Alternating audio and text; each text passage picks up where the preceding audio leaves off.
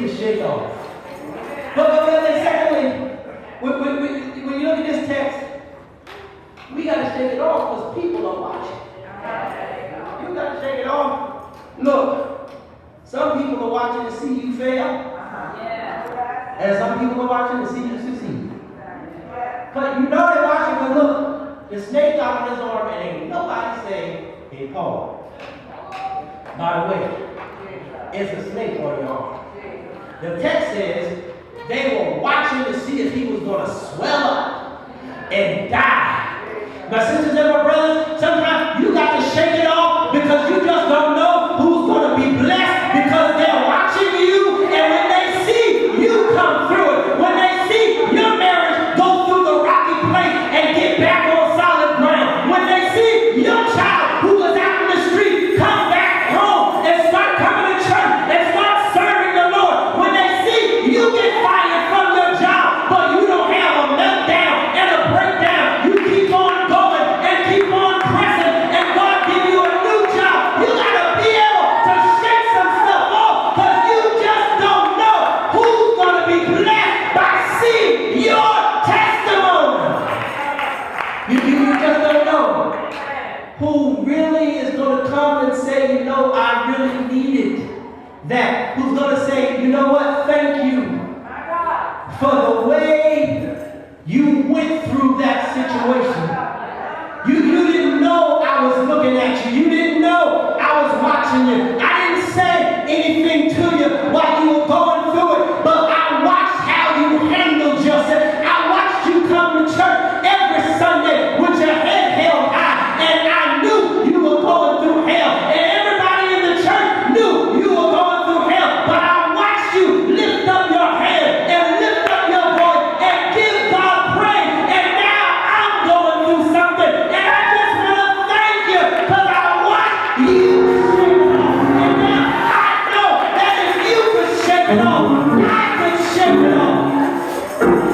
Because I know who's going to be blessed by how you go through your challenge.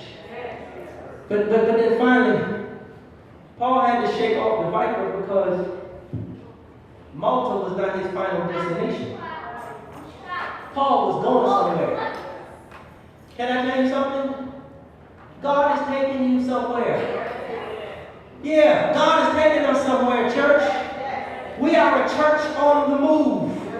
We ain't got time to get caught up with small, trivial stuff. We got to shake that stuff off and keep right on going. Right, look, I can prove it to you. In Acts chapter 23, verse 11, Jesus says to Paul, Paul, as you have been a witness for me in Jerusalem, you must also be a witness for me in Rome. The ship was headed to Rome. Just because they had a shipwreck, that didn't mean that Paul didn't still have to go to Rome. Paul was on his way somewhere. And my sisters and my brothers, when you are going somewhere, you don't have time to get caught up and hung up with nonsense. Do you know some of the most visible people in the world are people who feel like they're stuck and they're not going anywhere. You want to find somebody visible? Find somebody who feels like they're stuck and they're not making any forward progress. Do you know that during the Western expansion, when the Indians would surround the settlers, the Indians had a principle. They would surround them, but they would always leave them a way out. And you know why they would always leave them a way out?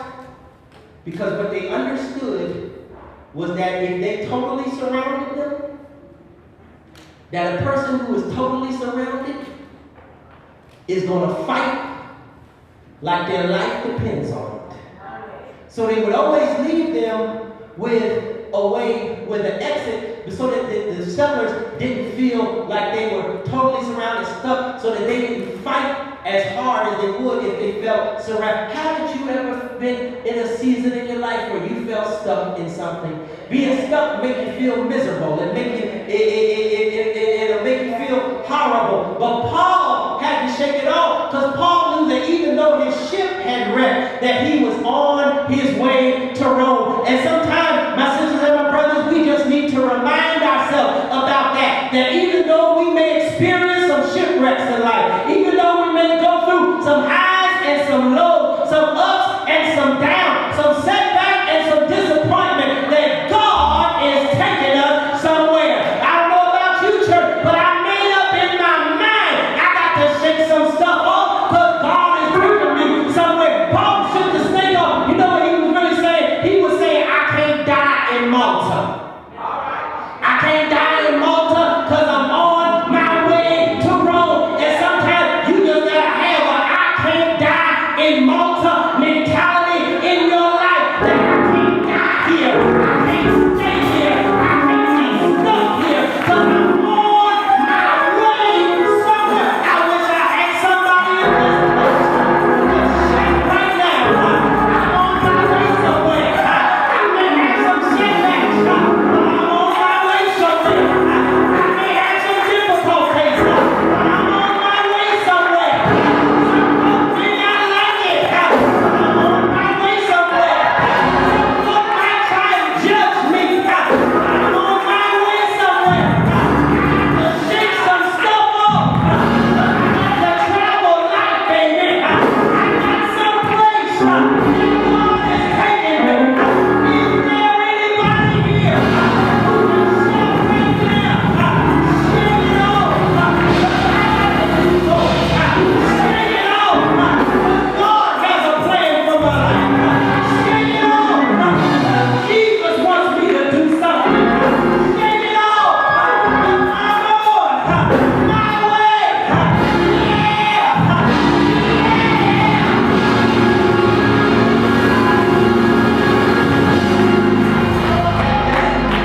That's what Jesus knew.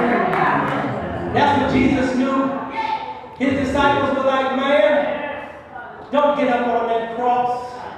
Don't do it, don't do it. He was like, man, get thee behind me, Satan. I'm on my way somewhere. I wish I had somebody in this place today who can lay hands on yourself and say, I'm on my way somewhere. I like the way the Blues Brothers said it. Some of y'all too young to remember the Blues Brothers. But some of y'all know who the Blues Brothers are. They said we're on a mission from God. That's what they said. And sometimes you just got to lay hand on yourself and be a blues brother or a blues sister and say, I'm on a mission from God. I don't have time to get stuck with this little stuff. Paul says, I can't die here in Malta because God is taking me somewhere. Isn't that good news? Isn't that good news to think about? Doesn't that help you to have a pleasant attitude? Doesn't that just put a smile on the face to know that God is taking you and I somewhere? Won't you stand with me all over the building? You're here today and you've heard God's voice. You're here today, and you know what it is to have the enemy try to attach some stuff to you, to bring you down. But you're also here today, and you receive that word into your spirit that you are on your way somewhere. So whatever it is, or whoever it is,